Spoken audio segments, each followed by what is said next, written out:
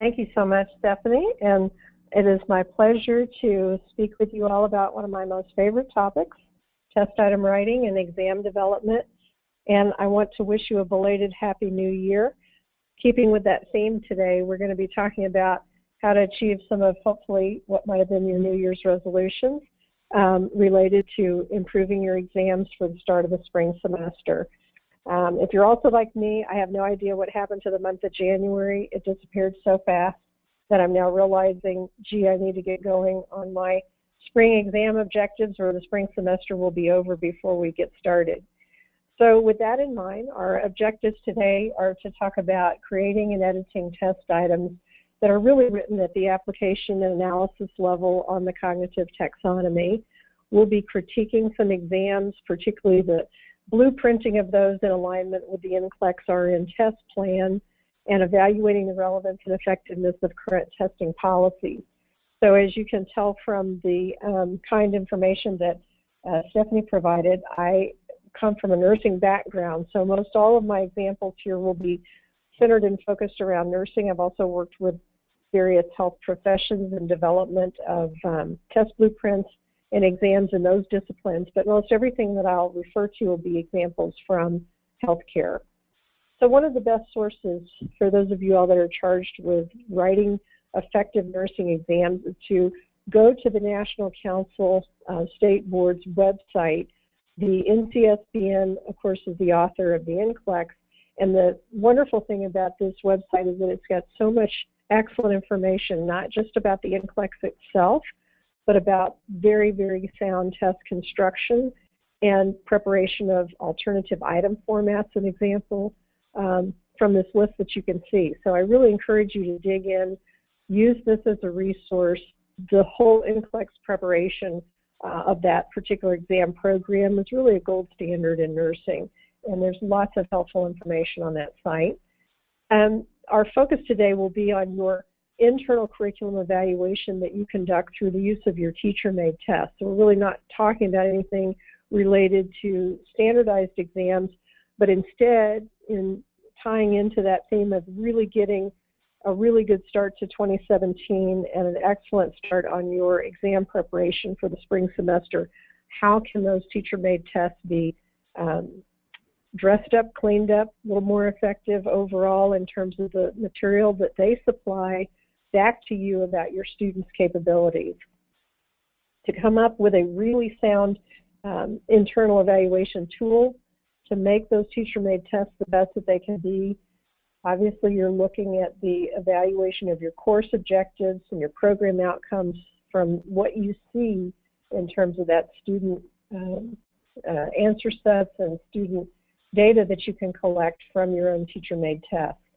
To get a really sound tool together, you've got to, first of all, write test items at the critically thinking type of level. So that's, again, at the upper level of the taxonomy. You also need an item analysis software and blueprinting capability within that application, which is why we use ExamSoft application as the example here.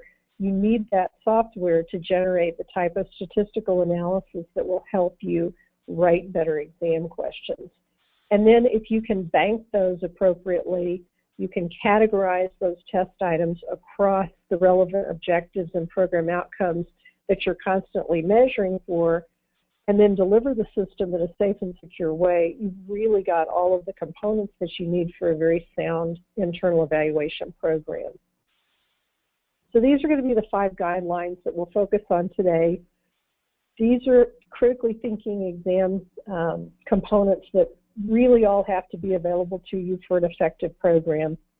And they are focused around the fact that you need to assemble basics first around the critical thinking test items themselves.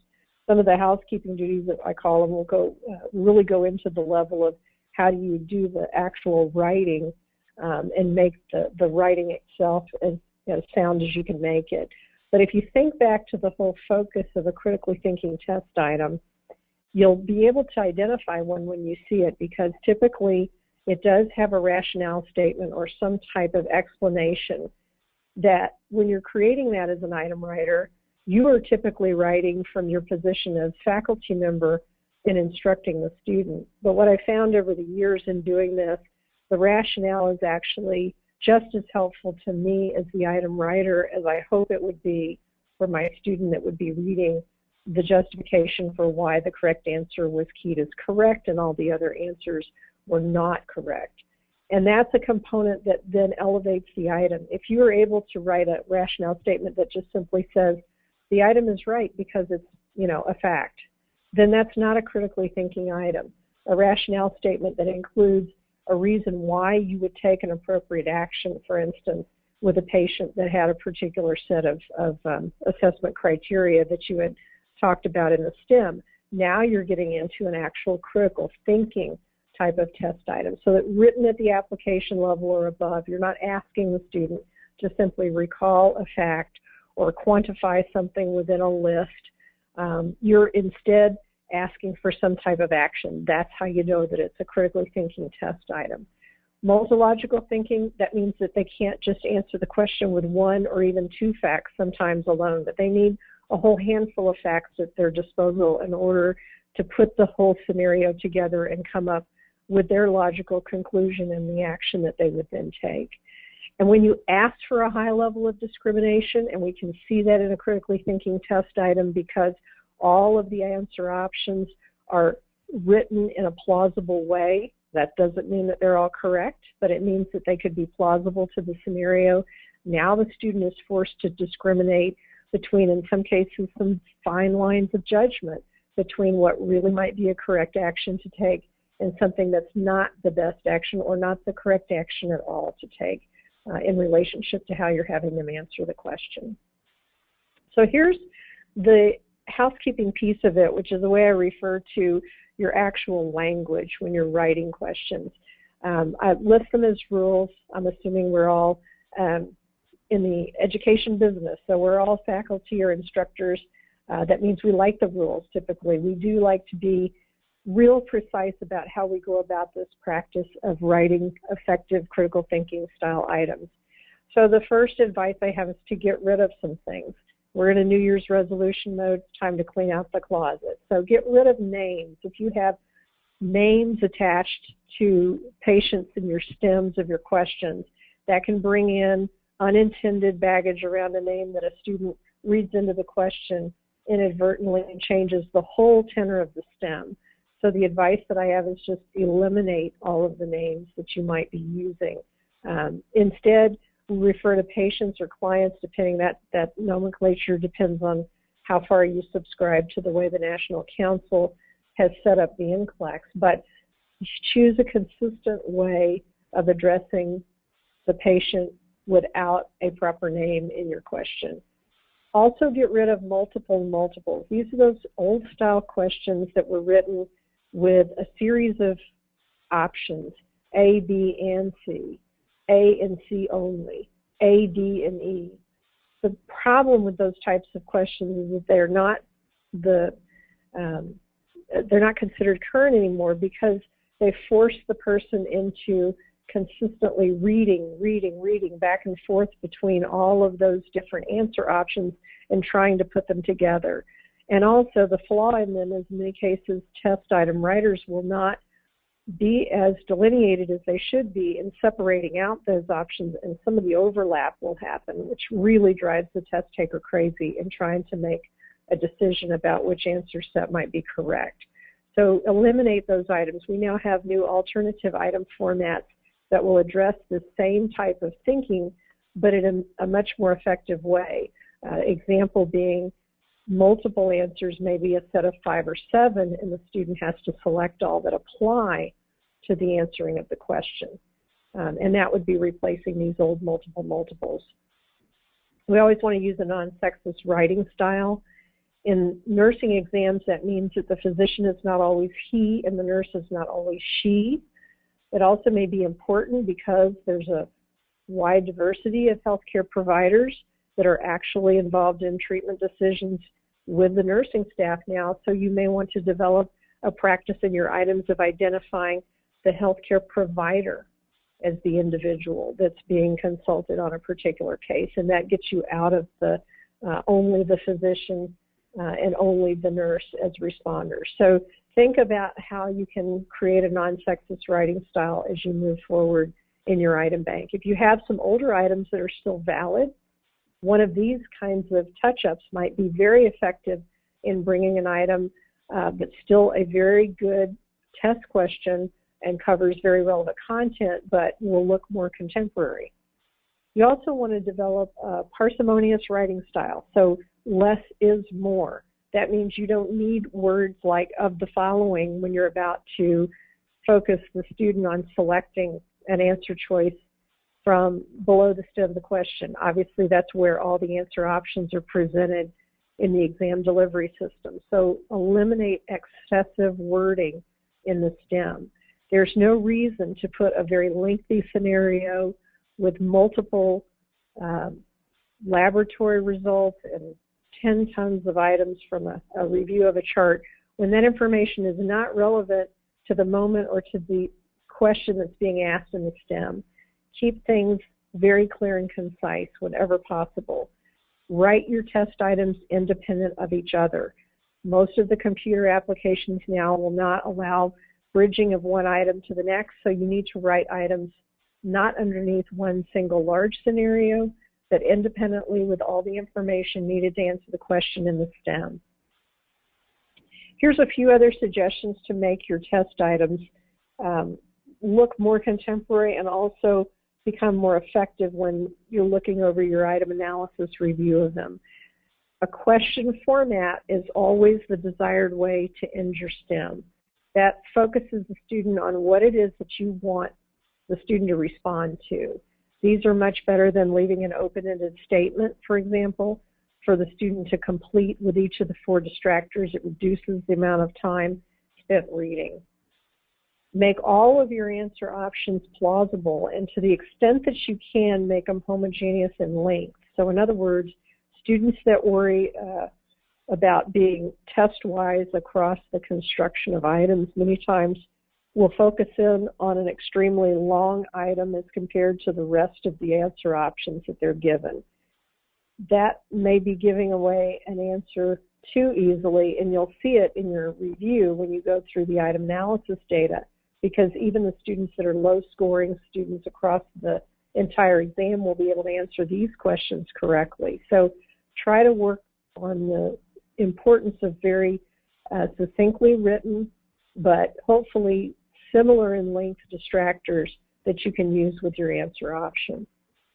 You also want to include, you want to avoid the situation where you see STEM words included or repeated down in responses. Sometimes people will try to include the STEM word thinking that it makes the answer choice more clear. So if the question was asking about an assessment finding, for instance, that you would be looking for in a patient that had a certain condition, if you use that word assess, again, this time as a verb, then again, you may be inappropriately cueing the student to look more closely at that answer option. So if you've used the word assess up in the stem, don't use it again when you're down in the distractors in the answer options.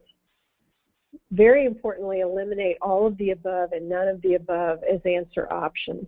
They're effectively a cop-out as an item writer. This simply means that you're having difficulty creating another answer option. So one of my little tips is to use some of the material in your student papers that you've had to go back. If students have presented care plans or concept maps or other kinds of case studies as written work in your course, many times there's some flawed logic that will appear as part of those written assignments, and that can actually be used very valuably as an important distractor to include, because if one student is having a problem with that concept and is misled in that way, then there may be other students in the class, and the test can be an effective tool in picking up for you how widespread this misconception might be. So eliminate all of the above, eliminate none of the above, replace those with much more effective answer options.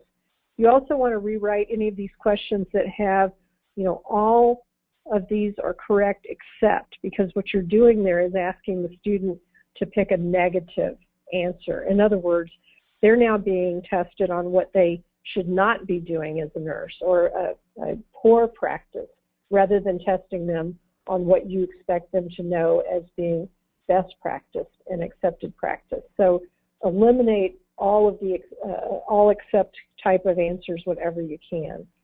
You want alternatives not to overlap, as I mentioned before. Specifically, this may happen in cases where you're presenting discrete data like lab values. Very important not to have those overlap across different answer options because it adds confusion to the student situation when they're trying to sort out which answer is actually correct.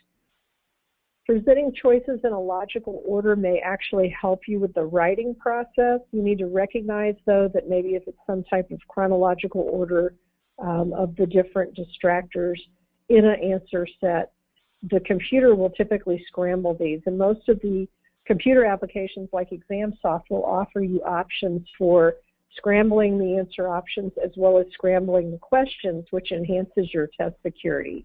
So you just want to be aware that even if you've built for your own use some logical, maybe chronological ordering, that's not going to stand up when the test is actually being delivered. So you want to read your questions thoroughly, make sure that they make sense, even when they're in a altered format. You do want to vary your correct answers. If you are still giving primarily paper-pencil tests, you want to vary the correct answer, particularly if you're not going to randomize any of the distractors, because students will catch on to the sequencing that you use. So innately as a writer, you may typically write the first two answers as clearly distractors that are incorrect, and then your answer 3 or number C would actually be one of the answers that would cue the student to the fact that, no, indeed, here it is again, C is the correct answer. That keeps happening with this test. So students will start guessing, and you don't want that to happen. The most important rule among these is to have a written testing policy. You want to have a writing style and a format that have been agreed upon by the faculty, and these can be very critically important to you because it can help you deliver a very organized item bank and a very organized exam bank. It can help you with your categorization as you work through your item bank. And the most important thing about it is it can make consistent test administration happen across all of your courses, which of course means that you've got a much more solid product when you're coming back in an evaluation mode and you're looking at your test bank, you're looking at your exams overall and how the data that you've collected from those point to strengths and weaknesses in your curriculum. The tighter you have testing policy created so that you've got a consistent testing experience across all of your courses, then much, much, much easier from a defensibility point of view to defend those tests and to indicate that they are indeed relevant for the evaluation process. Now let's move into creating the exam.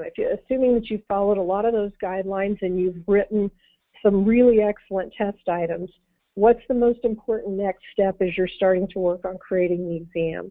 Well, you need to assess the content validity of your exam, and the most typical way that we can do that is through the test blueprint. So your test blueprint needs to have relationship to your course objectives. That would be a great starting point, but that really shouldn't be the end point. A really sound test blueprint goes well beyond matching up the topics that were presented in class that relate to the objectives with a linkage now to the item analysis data from the administrations of this exam in the past. So if you can bring those two together, you can have a very, very effective method of validating your test.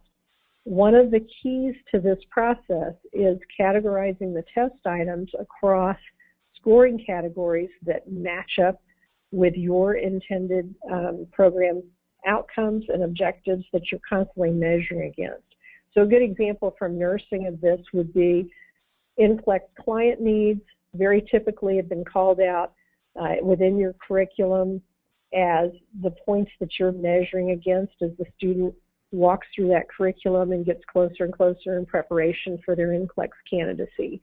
So your test item categories on your teacher-made test item bank should also reflect those NCLEX client needs. So you would want to web in all of those test item categories across each item. Then when you give a test and you look at the item analysis recording that would be produced from the application, so if your ExamSoft item analysis report was produced, you'd be able to see immediately how much of the test reflected the various NCLEX client needs, and you would also have the students' the last time you gave the test, so you got the last measures of student performance as gathered in the item analysis statistics. So it's a wonderful way of then showing how throughout your curriculum you're addressing those NCLEX client needs on every single test that's delivered. Clearly at a different level perhaps, and certainly the percentages of those client needs would vary depending on the type of course. But as you approach the end of the curriculum, you would see that by the time you got the students to their final coursework, you might even have a blueprint that parallels the NCLEX blueprint as part of your teacher-made test blueprints at the final level. Here's an example of some of ExamSoft's default categories that are readily available. So if you look in the middle of your screen on either of these examples, you'll see that NCLEX client needs have all been embedded. So you don't have to reinvent the wheel here. You can simply attach these categories to each of your items so that when you run a report, you'll be able to see for each of your test items, how many of your client needs were reflected in each of your item banks and across your exam bank. The other sources of information that can be very, very helpful to you in not only analyzing the effectiveness of your test, but also can serve as a direction for you in rewriting items that you see that have been problematic from the review of the statistics, is your set of item analysis entities that show up on those reports. So as an example of this, we usually think about reliability related to a specific exam, and indeed, you would look at a reliability index, typically a KR20, a Cooter-Richardson 20, that ranges anywhere from -1 to +1, with the most reliable exam that has the best correlation right up here approaching +1. So that typically means that every item on the test, you begin to see agreement in terms of student performance. Those that are scoring very, very high will be answering the questions that indeed have more rigor to them, that are better discriminating in terms of knowledge between fine points, and that will feed your reliability. You'll also see that a discrete coefficient for discrimination value will be presented, and the point by serial correlation coefficient is the most common one that's reported that gives you an assessment of item discrimination. So these two tools can be clearly helpful in analyzing a single exam. The other thing that they can be very helpful for is a review of individual items as these are captured on each exam. And as you work through the item analysis, you look at the whole first, so you look at the entire test, then you can start breaking down by individual item. The other advantage to an item bank with an exam bank such as ExamSoft produces that I've found is that you can accumulate that data across more than one exam, and that's very, very critically important. A lot of times I've been frustrated with the fact that I have exam delivery maybe in a learning management system that will only capture a limited amount of information on a single exam administration. Well, maybe that's a semester when I had far fewer students in a class than in a previous semester, or some event occurred that identifies to me this is probably not the best exam administration for me to analyze. We had a fire drill in the middle of it or something, and it's just not going to be one that I want to look at overall when I'm trying to evaluate the merit of my test items. So if that's the case, the cumulative item analysis can be very, very valuable because it will accumulate across multiple test administrations and give you a better idea of how that item performed on a much wider range of students. than you'd have with a single test. For standards of acceptance from a psychometric point of view, normally you'll see throughout the literature that KR20s of 0.7 and above are acceptable, and an item difficulty level anywhere between 30 and 90%. And I want to remind you that item difficulty levels are a little counterintuitive maybe when you're thinking about them, but the way that we identify the difficulty level of items would be how many students out of the group actually answered the item correctly. So if you're on the upper end at 90% of the students answering an item correctly, that would be a very easy item. On the lower end of the continuum, if you had an item difficulty level of 30%, that means only 30% of the students are answering the item correctly. 70% of them are missing it. So the faculty member is probably bracing for impact over that. So item difficulty as a concept, that measure and the KR20 are probably the most significant ones that you would look at in terms of analyzing your test. These other two values we'll get to in just a minute. There is one absolute rule that I have in looking across the item analysis data, and that is that any item that comes back on your item analysis report with a 30% or less difficulty level should always be considered as suspicious. It's too difficult in that sense that you have so few students that are answering it correctly, and it forces you as the instructor to take action before you deliver student feedback and scores. The reason for this is that on a standard multiple choice single item test, at the point where you get an answer that has been a question that less than 30% of the students can answer correctly, there's too much of a chance for lots and lots of guessing going on, and your measurement is just not going to be reliable from that question. Now, on the flip side of this, high difficulty levels, the ones that are up in those 90% ranges, will definitely yield poor discrimination values. And the explanation for that, of course, is because students that are not performing that well on the test are easily answering the same question as well as students that are performing high. That's why the entire class is starting to get it right. So the question doesn't discriminate well between students that know the material and those who do not.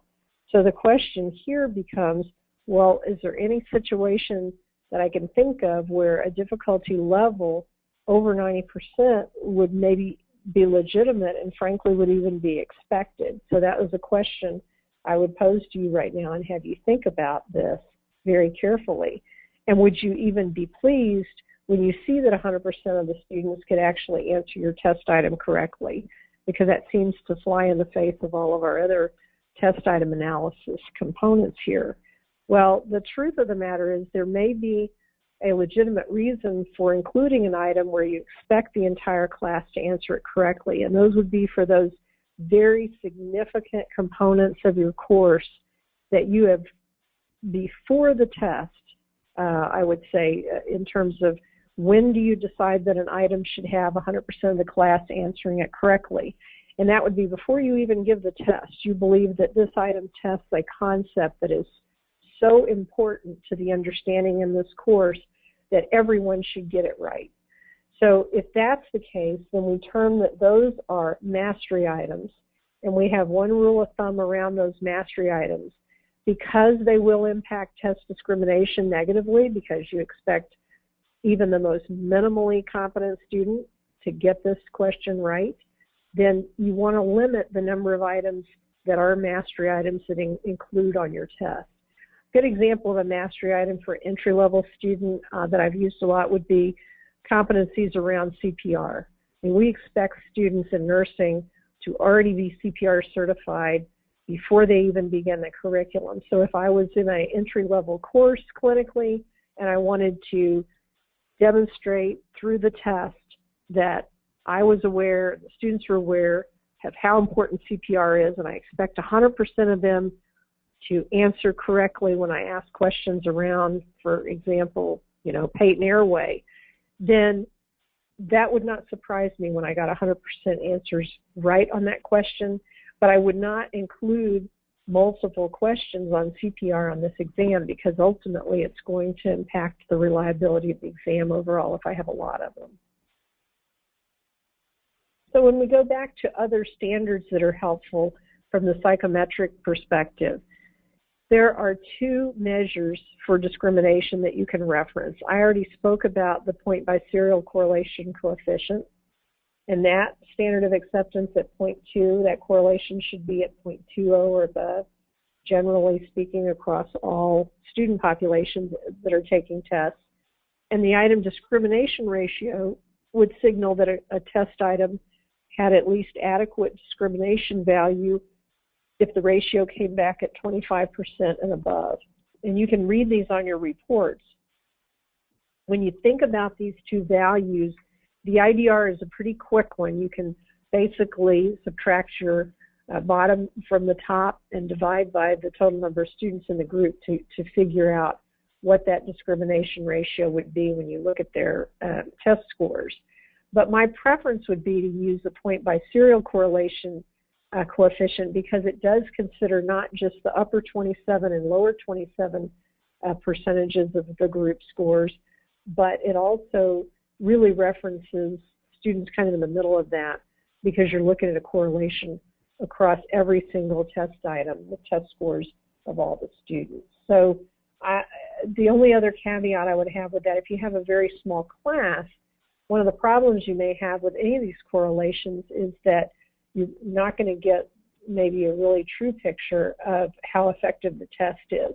And again, those cumulative values can be very helpful that your ExamSoft item bank and exam bank would be holding for you, because you'd have the values from multiple tests.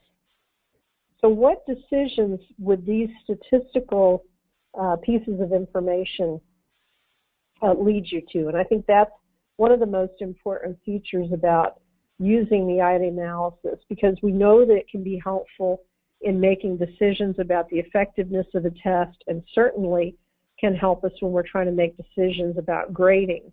Beyond that, we're going to take those item analysis measures and use them to actually help us reconstruct some of our test items that didn't perform so well. So let's first of all address your role as an instructor in actually grading this test, and how you would use some of these item analysis factors to help you guide your decisions about assigning student grades. When a test item has poor difficulty values, poor discrimination values, you do need to take action. As I said before, the only absolute to me is a difficulty level of 30% or below on an item. You absolutely must take action, because that item is really invalid in helping you determine the student's performance, which you will measure and mark in effect as their grade. So there are several things that you can do. One of the most important things to remember about these options is that all of them will require rescoring of the exam, and all of them have some kind of consequence, both positive and negative. There's not one perfect solution here. So for example, the first option you can take is that credit can be given for more than one answer choice. The one reminder I would plug in there is that if there are not two correct answers, don't be swayed by the numbers of students that might have picked that other option that you did not have keyed as the correct answer as a rationale for giving credit for both answers. They do literally need to both be correct for that to be a valid choice. The other option is to nullify the item. This can be somewhat controversial, but it's a pretty standard practice. The mindset around this is that the test item, because of its flaws, really is not useful to you in determining the competency level of your students, or from their performance in answering the question that you pose to them. So if you nullify, you're simply putting in all four of those answers as a null. In other words, if the student receives their test feedback and no one has been penalized, so to speak, for this test item being answered in error, then it doesn't have any bearing on their grade. So the only people that typically will raise objection and feel harmed in some way about this would be the student that does answer the question correctly, and now will feel that they're not being treated fairly because everybody's been, quote unquote, given the points or given credit for this. The reality is, by putting the entire item as a nullified item, no particular student is going to be given credit for an item that you've found to be flawed, that doesn't really lead you to conclusions that you can make about their performance. So I would encourage, this would be an item, for instance, that you might want to bring up in a faculty meeting as part of your test policy. What would be the preferred methods that the faculty would use to make decisions about whether they alter some of the scoring based on the test item analysis? And it may be that some faculties decide that all three of these items can be used as consequences, or they may choose to prioritize it. In most cases, perhaps nullification would be desired, but there may indeed be some cases where, after the fact, upon further review and expert opinion of faculty and analysis, that there really were indeed two correct answers. And so in that case, there may be two choices, not just one, that are identified as correct answers. The final choice would be to completely delete the item from the test. This is probably the one that's used most frequently, but I do encourage caution around this, because one of the problems with deleting items is that you end up reducing the total number of items, and so the point value across every remaining item increases. And that may put some students in much more jeopardy as the total number of items decreases. Bottom line, each of these actions will have a consequence. You need to think about this when you're making these grading decisions, and ultimately, faculty judgment is the most crucial consideration here, because you are the content expert and you know which of these situations really calls out for one of these consequences to be called in over another.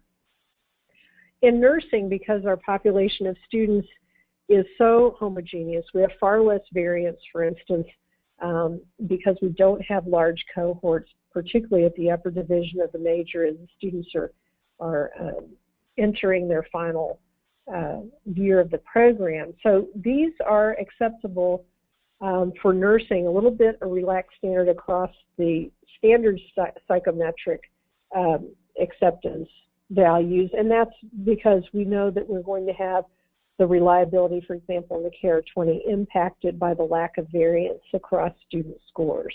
Many nursing schools have enacted a much higher cut score than the traditional A, B, C, D, F point values, and because of that, when you see the bottom of the grading scale really end at maybe a 75 or a 72 rather than the old traditional D, 65, 60, there's far fewer scores with less variance between scores that impact your overall item analysis. So to recap what you need to do after the test: review the difficulty level. You need to make a decision. If the difficulty level, remember, is below 30%, you want to take action. You want to look at your IDR, but you want to particularly identify if the point by serial correlation coefficient is showing that your item has a strong capability for discriminating and can identify for you those students who really know their material as opposed to those that don't. And then you want to look at your effectiveness of all of your answer choices. One of the things that can be very helpful to you as an item writer is that you can look at those response frequencies and make some immediate updates to your test items that will make them far more effective, and you'll literally see results on the very next test that you offer. So for example, if you have a response frequency pattern and you see that you've got lots and lots of students choosing an item that's not a mastery item, circle that on your item analysis report. Go back and intentionally work to get that difficulty level down. That item is too easy. Target the rewriting of any answer options that students are obviously avoiding. That might be the quickest way to solve a problem with an item that's just really too easy. If you put plausible options in there, what will begin happening is even some of your students that are not as strong, that don't know the material as well, they will be swayed to choose some of those items because they sound correct to them when they really are not correct. And that's what will add to the discrimination value, so that you can see that those students are really having difficulty with the fine points and the nuances of the content that you're trying to test them on. Here's an example from an ExamSoft report. And notice every time ExamSoft will highlight up in the color coding, which is so helpful to me. I can scan easily and say, well, I got to start working on this question immediately, because my students are basically turning this into a true-false question with only 2 answer options that they have to really know something about. It's far too easy right now. 97% of them are getting this question correct. That means that even the people who don't know very much about the content are getting this question correct. And I can see that. The point by serial is just, not very strong. The discrimination index nowhere near 25%. So use those response frequencies to help you target items that you're going to intentionally focus on rewriting, and start with those distractors that keep giving you those big zeros on the response frequency portion of your report. In storing data, you'll have a clear advantage when you use the ExamSoft reports in identifying, who are the students most at risk? Where do I have problems across my response frequencies? So the reports that you can pull off can be very, very helpful in not only working with your students and identifying which students need some help, but for you as an item writer in deciding which ones of your questions need help. These are samples of what your critically thinking questions should look like at the end of your STEM. So you should always be asking a question, never leaving just an open-ended piece for the student to complete in the answer options. And notice that all of these tend to be the action style verbs. They focus around taking an action, making a judgment, performing an intervention. That's how you know that you're asking at the application and above level. Please be careful of the fair, common, universal language components that have been emphasized once again in the current NCLEX test plan. You want to avoid very parochial information that's just typical of your part of the country, for instance. We want to avoid labeling patients with their disease. We don't have alcoholic patients. We have clients with alcoholism. We have clients with diabetes, not diabetic clients anymore. Working shorthanded doesn't translate well. For your students that have English as a second language, shorthanded doesn't come across as a concept that they can understand. So be sure that you've removed some of that. Getting a proofreader, another one of your colleagues to read your items, is a great way to prevent this from happening. And just in closing, what I like to say before we open it up for some questions, take the time to tweak your items. Maybe your item didn't have terrible item analysis results, but you could see some room for improvement as possible when you looked at your statistical values that came back from the last time you used the item on a test. If that's the case, take the time to work it into your plan, to tweak that item, maybe just fix one distractor. It can make all the difference in the world. And as you're reviewing your item bank regularly, stop and take the time to make a few very easy changes. The example I mentioned way earlier at the beginning of our discussion about take all those proper names out of your stems.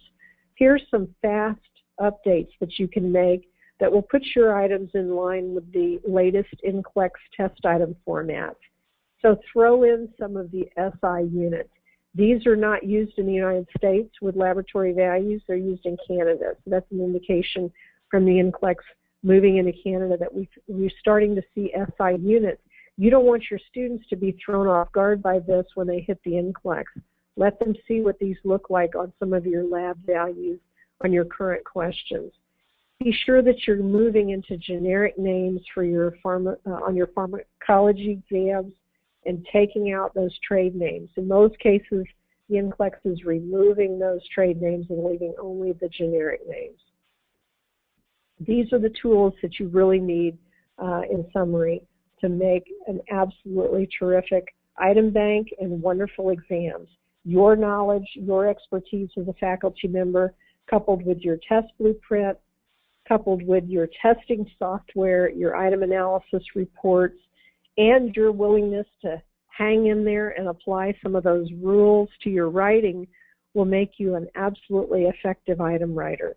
So get somebody else on board with you today to join in with your New Year's resolution to start making the best possible test items, improving what you've got, and adding something new. So I think what I'll do now is turn this over for some questions. Fantastic. Thank you so much, Ainslie. What a great presentation. A lot of information in there. We already have questions piling up, so just as a reminder, if you have questions for Ainslie, now is the time to type them into the questions area of the GoToWebinar control panel on the right-hand side of your screen. If you type them in, we're going to try and get to all of them before we run out of time here at 3 o'clock Eastern. So if it's okay with you, Ainslie, I'm going to go ahead and jump right in, okay? Certainly.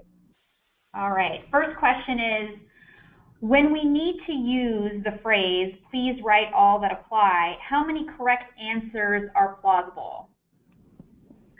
That's a great question, and I have seen some variation in that. I think there's no actual gold standard rule of thumb that I'm aware of that I could cite a source, for example, from the literature on, but I have seen typically approximately, for example, if you had a total of 7 discrete answer options in your question, the standard that I've seen is typically 4 or 5 of those will be leveraged as the correct answers. So it's almost at a point where it's, not too few. It's been very rare that I've seen only 1 or 2 answer choices that have been leveraged, but more typically it's around the 3 or 4. But there always seems to be about additional 2 items in the list that don't end up being part of the selection. I think that would help. Okay, great. Next question is, when you state nullify a test item, do you mean to accept all answers for the question? That is correct. Accepting all answers is the best way to describe it. I even shy away in my language with students from saying things like, I'm giving credit to everybody, because all that does is make the folks that are at the top of the class typically that did get the question right perhaps just incensed. They feel like they've been treated unfairly. So accepting all the answers, and I also tell them specifically that the reason for that is so that this item has no bearing on the final grades for this test. It's as if it didn't even occur in the test. Great. Next question is, do you discourage the use of gender-neutral names such as patient A?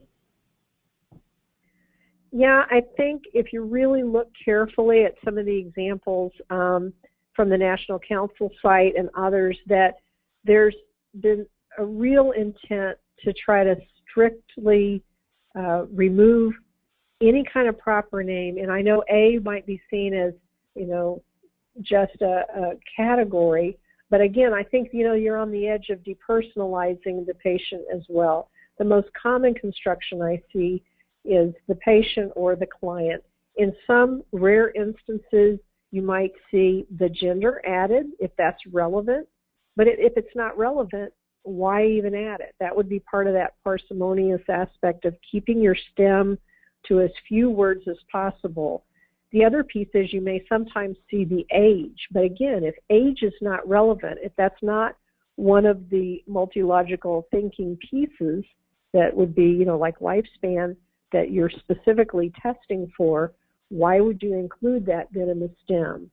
So I would try to remove as much as possible rather than adding extra descriptors. Great, thank you. Next question is, my faculty prefer to use complete the sentence type of questions rather than lead-in questions. What is the rationale for using these types of questions rather than selecting an answer for an incomplete sentence? Well, I think just in terms of form and style, if you think about it from the perspective of the student having to read through these, what the completion mode often requires the student to do is start with that piece of sentence with the ellipsis, following it. And they have to continue to reread that piece each and every time to make a fit with each of the different answer options that's been given. That puts an extra burden on the student. It's going to take more time for the student to accomplish that much reading. It's going to create further difficulty for students with English as a second language.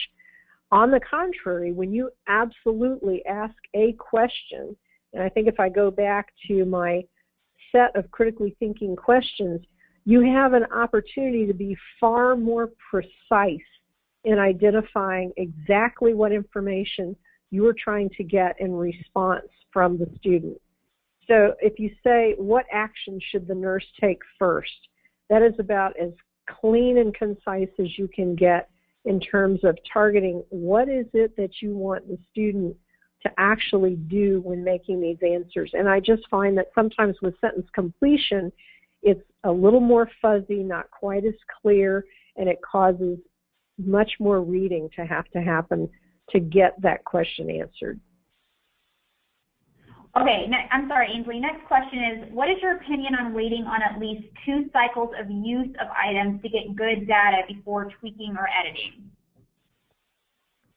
I think that actually might be a very sound judgment. I don't know the size of your typical class when taking a test, but certainly recognize that most of the standardized tests, and as well as I believe the NCLEX program reports that are put out, many times with a cohort, certainly under 10, many times even under 20 students, because there are so few answers that make up the data set, there is a concern that you wouldn't have enough to really give you good statistical reliability over those portions of the item analysis that you're reviewing. So in some cases, indeed, I have seen faculty use that cumulative structure in the item bank to accumulate, so to speak, enough answers from a couple of rounds of administration so they really do feel like they can trust the item analysis information that they're getting on their reports. So that's probably not a bad plan. Most nursing classes, as I mentioned, really may not be large enough to generate enough student response information to kind of trust that first run at it. But the other piece I would say is that if you have given that item on a couple of different tests with different cohorts and you're seeing some of the same persistent factors, maybe the data are not exactly the same. So maybe the discrimination value has been kind of borderline with one group, but then it becomes really below that 0.15 standard.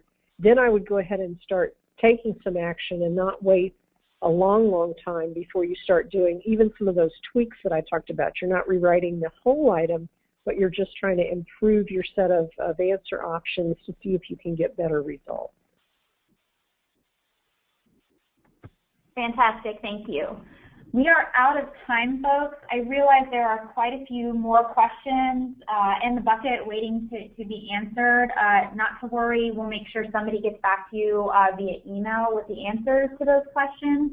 My apologies for the technical issues during the last couple of minutes here. As a reminder, when you close out of the webinar here in just a moment, you will get a pop-up with a quick 5-question survey on it. We would more than appreciate everybody taking just a few seconds to fill that out so that we can continue to provide relevant content in all of our webinars. Also, this presentation has been recorded. Everybody will get an email with a link to the recording as well as a PDF version of this slide deck within the next 48 hours. So make sure you keep an eye on your inboxes for that. Please feel free to share that content as you would like. With that, Ainslie, thank you so much, as always, for a wonderful presentation, and thank you to everybody for being here in the middle of the afternoon. I know we're all very busy, so we appreciate your attendance. Thank you all.